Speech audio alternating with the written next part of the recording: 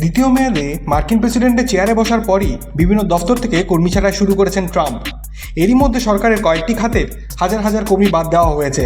এবার স্বাস্থ্য বিভাগে ব্যাপক কর্মী ছাঁটাই শুরু হয়েছে ট্রাম্প প্রশাসন। মঙ্গলবারে একই সঙ্গে প্রায় 10,000 জনকে ছাঁটাই করেছে ট্রাম্প। ইতিমধ্যে ইমেল করে কর্মীদের চাকরি আর থাকবে না বলে জানিয়েছে মার্কিন যুক্তরাষ্ট্রের প্রশাসন। সূত্রের খবর, আমেরিকার স্বাস্থ্য দপ্তরের বিভিন্ন বিভাগ থেকে 10,000-এর বেশি কর্মীকে ছাঁটাই করা হবে বলে জানিয়েছিলেন সেখানকার স্বাস্থ্য সচিব রবার্ট এফ কেনেডি। মঙ্গলবার থেকে মার্কিন স্বাস্থ্য ও মানব সেবা বিভাগের কর্মীরা বরখাস্তের নোটিশ পেতে শুরু করেছেন। সেখানে কর্মীদের যে ছাঁটাই করা হবে তার ইঙ্গিত আগেই দিয়েছিলেন ট্রাম্প এবং স্বাস্থ্য সচিব।